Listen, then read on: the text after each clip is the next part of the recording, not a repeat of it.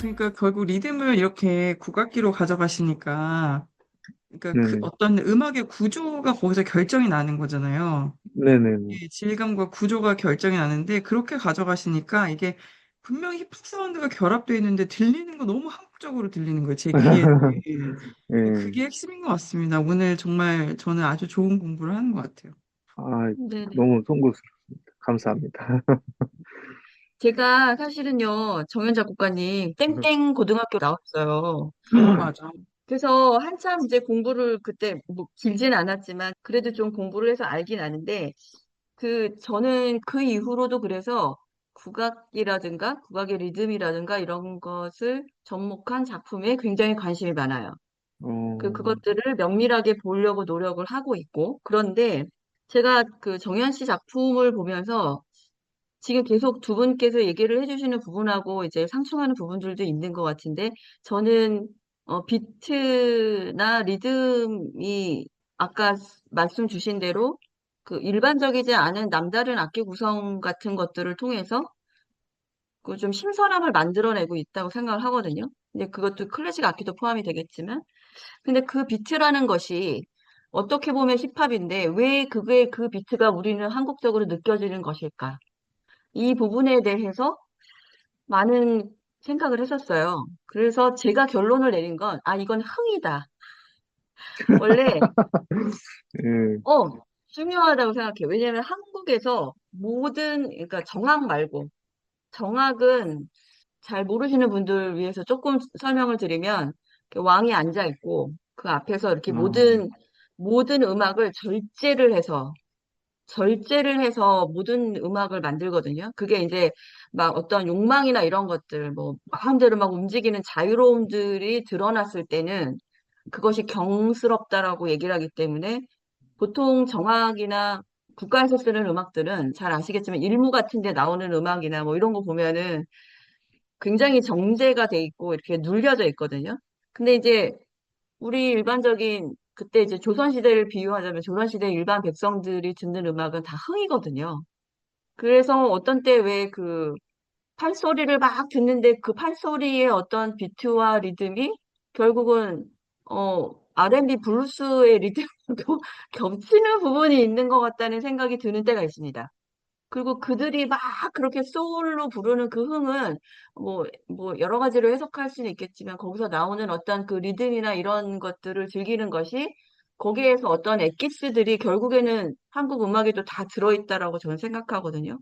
근데 정현 작곡가님이 음악을 만드실 때, 아, 나는 여기 국악을 좀 넣어봐야 되겠다. 나는 여기를 국악음악으로 만들어서 이 작품은 국악으로 만든 뮤지컬이야 라는 이야기를 좀 들어봐야 되겠다라는 이런 자의식이 전혀 없으세요.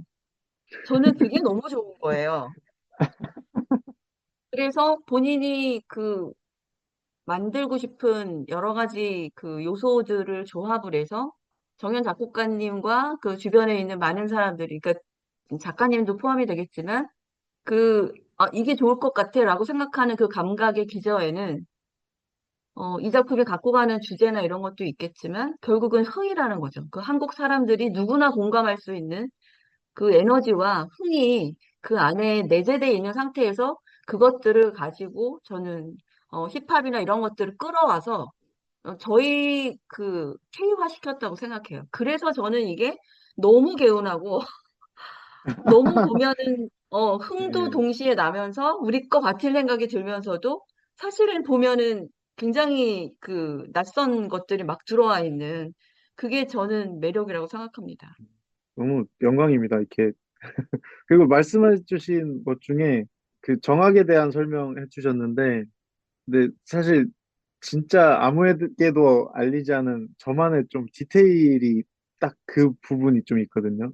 왜냐면 저도 이제 공부를 막 정말 막 무지막지하게 이제 전공하시는 분들처럼 막 한 건 아니지만 우리나라 국악에 여러 가지 이제 종류가 있다라는 거를 이제 어렴풋이 알고 있는데 뭐 민요가 있고 이제 백성들이 하는 민요가 있고 말씀하신 정악도 있고 막 종묘 제례악 뭐 이런 것도 있고 근데 어 제가 이 극에서 어찌 보면 약간 빌런이죠. 빌런 역할 하고 있는 그 홍국이라는 인물의 테마에서 제가 국악기를 사용하지 않았어요, 일부러.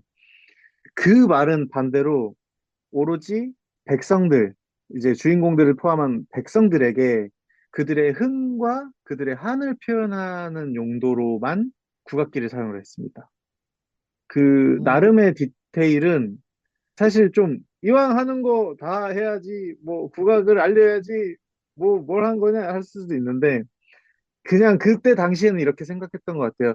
국악으로 표현하는 이 홍국이라는 좀 잘못된 어떤 선택과 이제 정치를 하고 있는 이 인물을 국악기로 딱 그려냈을 때 그것이 마치 정악처럼 느껴질 수 있을 것이고 그것이 마치 우리나라에 그동안 있었던 모든 어떤 정치하시는 분들이나 그런 분들에 대한 뭔가 이렇게 묘사가 될 수도 있겠다라는 생각을 좀 했던 것 같아요.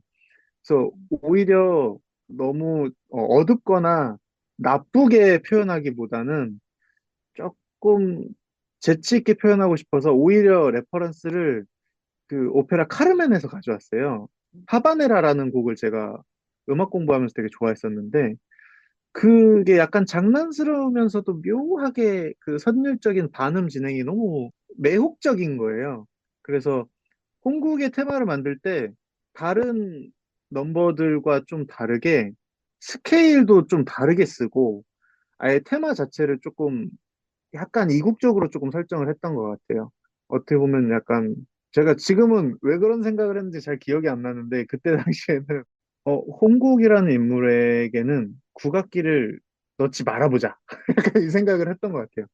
그래서 어, 완전히 솔로곡으로 나오는 데에서는 제가 편곡을 할 때 국악기를 안 넣고 오히려 약간 마칭 스네어라든지 좀 여러 가지 다른 브라스라든지 이런 걸로 다르게 좀 우회해서 표현을 했던 기억이 좀 있습니다. 하바네라 말씀하시니까 지금 홍국 멜로디가 네네. 막 떠오르거든요. 네. 따리라리라란 이런 식으로 표현해서 따리라라라라 다 반음 진행이잖아요. 이게 맞습니다. 마지막에 그 네, 브릿지도 다 이렇게 반음으로 내려오잖아요. 마지막에 다 노래 끝나고 나서 맞습니다. 그게 막 맞습니다. 그렇구나. 이게 오버랩이 막 되는 거예요, 지금. 어, 네. 그리고 저는 이거 얘기 듣고 공연 보시는 분들은 정말 새로운, 아, 새로운 음악으로 음, 다시 들릴 것 같아요. 저 네. 이런 얘기 많습니다. 이런 거 진짜 이거 많습니다. 너무 너무 재밌다. 재밌네. 네, 그리고 재밌습니다. 그 넘버를 부를 때 홍국이가 저는 그러니까 이면수 배우님 공연으로 되게 많이 봤는데 네, 이제 네. 우리 이면수 배우님하고 좀 친해요. 아, 같이 근무를 했었거든요, 예전에. 아, 그래서 정말요? 예. 그래서 얼마나 평상시에 치열하게 노력하시는 분인지 제가 너무 잘 알고 있기 아, 때문에 맞습니다. 네. 같이 회의할 때도 옆자리에 앉아서 이러고 있어요, 계속. 음, 예, 그 하루 종일 발성 연습에 그냥 하루 종일 제가 회의할 때. 지금 배우님들 한 명 한 명 이야기를 하자면, 아, 이 팟캐스트가 한 56부작 정도는 돼야 돼가지고, 맞아요. 어, 그래서 너무, 제가 저에겐 너무 2년, 고마운 맞아요. 사람들이라, 예. 예, 그런 걸 제가 너무 잘 알고 있고, 그리고 사실 이거 초연 준비할 때 같이 있었기 네네. 때문에, 그때 막 개발하실 음, 때 홍국으로 들어가셔가지고, 막 개발하는지 제가 맨날 물어봤거든요. 어떠세요, 지금? 어떠세요? 그러면 뭐라고 맨날 답해주시고 그랬었어요. 그래서 나름 제가 이렇게 맨날 옆에서 염탐하면서 아, 공연이 어떻게 진행되는지 내부 맨날 정보가 그렇게 그 흘러갔었군요. 많이 얘기를 해주시진 않았는데, 예, 그랬었어요. 근데 그 넘버를 부를 때 홍국이의 그 사운드가 지금 막 떠오르는 거예요. 계속 목소리 사운드가. 그러면서, 이게 캐릭터를 이런 식으로 표현하시려고 했구나. 이게 패러디식으로. 예, 이, 그게 느껴집니다, 지금.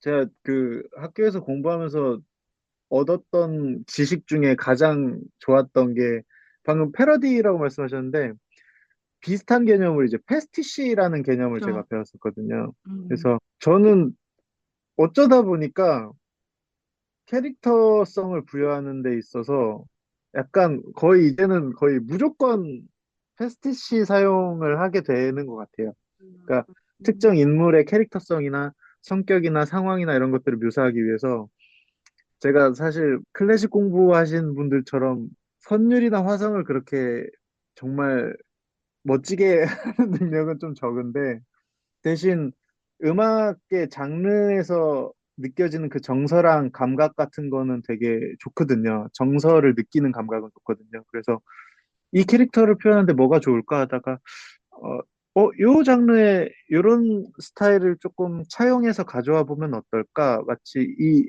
편곡과 멜로디를 들으면 그런 어떤 캐릭터성이 그냥 자연스럽게 연상이 되도록 하면 어떨까가 지금은 조금 당연해진 것 같습니다. 제가 네. 학교 열심히 다녔습니다. 공부 열심히 했습니다. 그러시네요, 진짜. 아, 이번에 홍콩님이 그 조이 배우님이 또 같이 아, 합류하셨잖아요. 맞습니다. 맞아요. 그렇죠. 배우님들 얘기 나오셔서 제가 또 추가로 질문 하나 드리는데 이게 저희 그 팟캐스트에 조그만 그 커뮤니티를 운영을 하고 있는데 여기 질문 올리신 내용이에요. 어떤 분께서 네네. 배우님들 캐스팅하실 때 주로 보는 기준이나 포인트가 따로 있으실까요? 캐스팅이 너무 찰떡이라 이렇게 아, 올려주셨어요. 음, 캐스팅할 때 약간 유난스러운 부분이라고 하면 그 기본적인 것들은 어떤 작품이든지 좀 공통적인 것 같아요. 실력적인 부분이나 그런 거 그리고 이제 이미지적으로 좀 우리의 캐릭터가 좀 맞는지 이런 것들은 뭐 어떤 작품이든지 똑같고 저희는 오디션을 하면서 좀 기준이 조금 연기적으로는 조금 몰입도 부분을 좀 많이 보는 것 같고요. 노래적으로는 무슨 오디션 팁 같아요. 그런 건 아니고 그냥 뭔가 습관이 없이 좀 깨끗한 보이스를 좀 많이 보는 것 같고, 음, 어, 그리고 춤을 많이 봅니다. 저희는. 사실은 음, 노래 잘하시는 분들, 연기 잘하시는 분들 너무 많아서 정말 어려운데, 근데 우리 작품에는 진짜 안무 감독님이 만들어주신 춤으로 서사를 표현을 하시잖아요. 그래서 그러다 보니까 다양한 장르, 특기도 특기인데 정말 춤을 좋아하고 이 춤을 통해서 어떤 드라마를 서사를 전달할 수 있는 그런 부분을 좀 많이 보는 것 같아요. 그게 그래서 저희가 오디션 안무로 나가는 그게 어마어마하게 어려워요. 안무 감독님이 오디션 안무 짜실 때 되게 어렵게 짜세요. 근데 그 가운데 그 안무를 어떻게 하는지를 보면은 이 사람이 어떤 성향인지가 보이는 거예요. 있는 그대로 감독님이 추신 것 똑같이 해오는 사람이 있고, 이제 좀 이렇게 자기식의 해석이 있는 사람이 있고, 그 안에서 좀 멋을 내는 사람, 정말 다양한 사람들이 있어요. 근데 뭐 하나 사실 정답 없이 그 춤이나 노래를 봤을 때 그냥 그림이 그려지잖아요. 우리 무대 위에서 어떻게 어우러지는지 그런 것들이 상상이 되다 보니까 그런 것들을 좀 보지 않았나 싶습니다.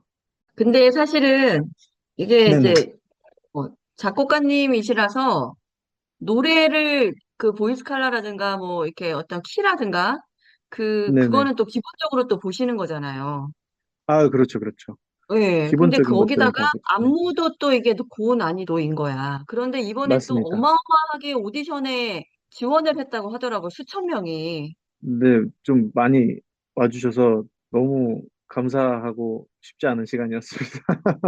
그러니까요. 그 또 네, 선별하시느라고 보시느라고 얼마나 힘드셨겠어요. 근데 제가 또 그날 공연을 보고 제가 임규영 배우님 공연으로 봤는데 네네. 끝나고 또 어떻게 그 서 있다가 만나게 됐어요. 네네네. 그래서 막 이런저런 얘기를 막 하다 보니까 이제 그 임규영 배우가 제가 이제 객석에서 이번에 객석하고 무대가 연결되는 그 지점들이 더 눈에 보이더라고요, 저한테는. 네네. 그래서 이제 그 뒤에 객석 문으로 막 들어와서 무대로 이렇게 딱 올라가는 이런 장면들이 되게 많은데 그때 임기영 배우님이 올라가는 그 장면에서 정말 이렇게 날아가더라고요, 이렇게 몸이. 그래서 제가 이제 거의 무대에서 막 날아다니세요. 제가 막 이제 얘기를 하면서 옛날에 몸이 이 정도는 아니었던 것 같은데 계속 농담으로 얘기를 했더니 네. 오디션 때 정말 너무 열심히 준비를 해서 춤 이거를 너무 열심히 준비해서 오디션을 보셨다고 하더라고요. 네, 맞나요? 맞습니다.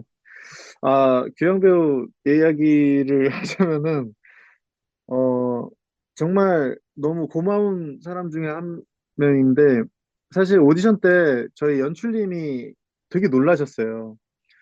이 배우가, 규영 배우가 원래 안무를 어떤 정도의 능력치로 소화하는지를 좀 알고 계셨다 보니까 오디션을 보는데 깜짝 놀라신 거예요. 그래서 제 이야기를 나눠보니까 그냥 딱 봐도 너무너무 준비를 열심히 해왔다. 그리고 오디션이 1차도 있고 2차도 있고 단계별로 있잖아요. 단계별로 올 때마다 실력이 늘어서 오는 거예요. 그리고 본 연습에 이제 들어갔을 때는 사실은 규영 배우 많이 힘들었을 텐데 안무 준비하면서 참 이게 내가 대신 쳐줄 수도 없고 참 본인이 스스로 그 부분에 대해서 약하다고 인지를 했는지 되게 두 배, 세 배 되게 열심히 연습을 많이 하려고 노력을 했어요. 그래서 확실히 이 작품을 통해서 몸에 근육이 좀 많이 늘었을 거라 좀 생각을 합니다. 근육량이 좀 늘었지 않을까. 그 얘기 하더라고요. 저절로 다이어트가 되면서 근육량이 늘고 있다. 이 얘기 네. 하더라고요. 근데 저 좀 깜짝 놀랐어요. 규영 배우가 이렇게 안무하는 작품은 처음 봤거든요. 노래는 엄청 잘하잖아요. 그니까요. 근데 저도 너무 깜짝 놀랐어요. 놀래가지고, 근데, 잘 어울리는 거예요. 맞아요. 너무 귀엽더라고요. 어, 너무 네. 귀여워요. 잘 어울리는 거예요. 그래서, 야, 어떻게 그래서 이렇게 또 하셨을까, 이렇게, 그런 참 생각했습니다. 밝아요. 네. 맞아요. 네. 밝고 부드럽고, 예. 아주 재밌게 잘 네. 봤습니다. 아우, 막 얘기가 뭐 끝이 없네요. 너무 재밌네요. 아, 하다 보니. 저 3박 4일도 할 수 있어요.